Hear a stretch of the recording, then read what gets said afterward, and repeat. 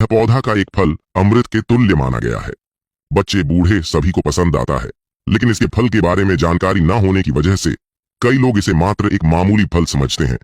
दोस्तों, अक्सर लोगों को जानकारी न होने की वजह से वह सिर्फ और सिर्फ फल को खाकर मजा ले लेते हैं, लेकिन फल के फायदे के बारे में बहुत सारे लोग नहीं जानते हैं। तो दोस्तों, आज मैं आप सभी को इसके फल, पत्ते और फूल यानी कि पूरे के पूरे 20 फायदे बताने जा रहा हूँ। इसे खाकर कई लोगों की जान बचाई जा सकती है, मुर्दे में जान आ सकती है, खाट पर पड़ा हुआ व्यक्ति भी खड़ा हो जाता है। कई लोग इसे खाकर मरते मरते बचे हैं। दोस्तों, इस पौधे को आप सभी ने कई बार देखा होगा, इसलिए आपको पहचानने में ज्यादा मुश्किल नहीं होगी। तो आइए जानते हैं इस पौधे के फायदे के बारे में। हमारे शरीर में कितने प्रकार के फायदे होते हैं। सबसे पहला फायदा, अगर आप इसके फल का सेवन करते हैं तो पेट की समस्त बीमारियां नष्ट हो जाती हैं, ठीक हो जाती हैं। इतना फायदेमंद है। हमारे शरीर का सबसे महत्वपूर्ण हिस्सा हमारा पेट ही तो है।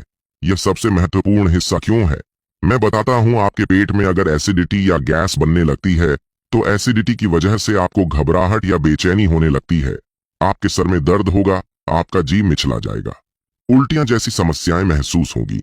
यहाँ तक कि बहुत से ऐसे पेशेंट भी देखे गए हैं जो एसिडिटी गैस की वजह से चक्कर खाकर गिर जाते हैं, बेहोश हो जाते हैं। बहुत से ऐसे भी मरीज होते हैं जो कि एसिडिटी गैस की वजह से पैरालिसिस का अटैक आ जाता है। और बहुत से ऐसे भी मरीज देखे गए हैं जो एसिडिटी बनने की वजह से पेट के अंदर गैस की वजह से ब्लड प्रेशर उनका हाई हो जाता है। दोस्तों, एक पेट की एसिडिटी यानी कि गैस हमारे शरीर को इतने सारे प्रकार की बीमारियां दे जाती हैं। दोस्तों, अगर मान लीजिए कि बहुत अधिक दिनों तक पेट के अंदर गैस रह जाती है तो इससे बहुत सारी और भी नई बीमारियों का निर्माण हो जाता है। और अगर एसिडिटी हमेशा बनी रहती है तो धीरे धीरे कब्ज पैदा होता है। कब्ज पैदा होने की वजह से आपको शौच जाने में दिक्कत होने लगती है और फिर बवासीर की समस्या पैदा हो जाती है। और जब किसी व्यक्ति को बवासीर हो जाए तो उसकी तो दुनिया ही बर्बाद हो जाती है, नष्ट हो जाती है। नर्क के समान उसका जीवन बीतता है, उठना बैठना उसका खराब हो जाता है। बवासीर से धातु रोग उत्पन्न हो जाता है और धातु रोग जोड़ों में दर्द को पैदा करता है, क्योंकि धातु गिरने की वजह से जोड़ों में कैल्शियम की कमी होने लगती है।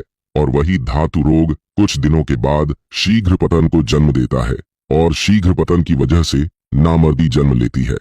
और हाँ दोस्तों, आपको एक चीज बताना चाहूंगा कि यह नामर्दी 2 प्रकार की होती है। एक तो नसों के दब जाने की वजह से होती है और वह कैल्शियम की कमी की वजह से होती है। जो कैल्शियम की कमी की वजह से नामर्दी होती है वह तो बहुत जल्दी ठीक हो जाती है, लेकिन जो नसों के दबने की वजह से नामर्दी पैदा होती है वह काफी दिनों तक भी ठीक नहीं हो पाती है। दोस्तों, इसी तरीके से हमारे पेट में बीमारियों का भंडार भरा होता है। हमें बहुत सारी बीमारियां घेर लेती हैं। आचार्य चाणक्य ने एक सैनिक को पेट की ही सलाह दी थी कि यदि पेट के रोग ना हो तो आप जग जीत सकते हैं, यदि पेट में रोग हो तो व्यक्ति मुर्दा बन जाता है, जीवन खराब हो जाता है। इसलिए पेट का स्वस्थ होना, बलवान गुणवत्ता पूर्वक होना विशेष माना जाता है। दोस्तों, यानी पेट का एक ही प्रॉब्लम बहुत सारे प्रॉब्लम्स को जन्म दे देता है। जी हाँ दोस्तों, जिस पौधे की आज मैं बात कर रहा हूं, इस पौधे के अंदर कैल्शियम, विटामिन, फास्फोरस, लोहा, iron, vitamin A, vitamin C, यानी कि इस पौधे के पत्तों के अंदर इतने सारे विटामिन मौजूद हैं, वो कोई और फल नहीं बल्कि रस भरी है। जी हाँ दोस्तों, रस भरी का पौधा या फल का सेवन करने से हमारे पेट में ठंडापन और एसिडिटी नहीं बन पाती है, कब्ज नहीं बनती है, धातु रोग नष्ट हो जाते हैं, शीघ्र पतन नहीं हो पाता है, नामर्दी दूर होती है। यहाँ तक कि दोस्तों, इस रस भरी के सेवन से अगर कब्ज रोग दूर होगा तो धीरे धीरे बवासीर रोग भी दूर हो जाएगा। दोस्तों, क्योंकि यह फल एक तरह से बहुत ही शक्तिवर्धक माना गया है। जो लोग इसे दवा के रूप में खाते हैं वह इसके गुण को जानते हैं, लेकिन जो केवल इसे एक फल समझकर खाते हैं उन्हें इसकी गुणवत्ता मालूम नहीं है। लेकिन दोस्तों, हमें इस रस भरी की एक मामूली फ्रूट समझकर बिल्कुल भी प्रयोग में नहीं लेना चाहिए, क्योंकि यह बहुत ही अच्छा आयुर्वेदिक और औषधीय दवाई है और इसके सेवन मात्र से हमारी बहुत सारी समस्याओं से हम निजात पा सकते हैं, छुटकारा पा सकते हैं। लेकिन यह फल बहुत ही जल्दी खराब हो जाता है। तो इसके लिए हम क्या कर सकते हैं? अगर यह फ्रूट हमें मिलता है तो इसे मार्केट से लाकर आप सबसे पहले फोड़कर इसको धूप में सुखाकर इसका पाउडर बनाकर किसी डिब्बे में भरकर रख लेना है और सुबह शाम 1 चम्मच का सेवन अवश्य करना है, सादे पानी के साथ में। तो उससे हमारे पेट की समस्त प्रकार की समस्याएं दूर हो जाएंगी। पेट का जो भी रोग है वह जड़ सहित समाप्त हो जाएगा, जो धीरे धीरे एक के बाद एक जितने भी आपके सिस्टम है पेट के अंदर सभी बीमारियों को जड़ से खत्म कर देगा। लेकिन और इसके पत्ते 12 महीने आपको मिल सकते हैं। आपको हमेशा इसे अपने घर में जरूर लेकर आना चाहिए। पत्तों को इसी तरीके से जैसा कि आज मैं आपको बता रहा हूँ। सबसे पहले आप हरे रंग के पत्तों को लेकर आए। आप इनकी पहचान कैसे कर सकते हैं? मिर्च के पत्तों के सामान ये दिखते हैं बिल्कुल मिलते जुलते, और इसके जो फूल होते हैं वह भी मिर्च के फूलों जितने ही मिलते जुलते होते हैं। दोस्तों, इसमें 2 से 3 क्वालिटी पाई जाती है। हम इसके पत्तों का विस्तार से उपाय बताते हैं। हमारे शरीर में अगर लीवर में सूजन है या लीवर में जलन बनी रहती है तो इसके पो को तोड़कर धोकर साफ करके उसे आप पीस करके किसी भी चीज में पीस लीजिए, और उसके बाद आपको पीस कर इसका रस निकाल करके आपको पी जाना है। पानी के साथ में पीजिए।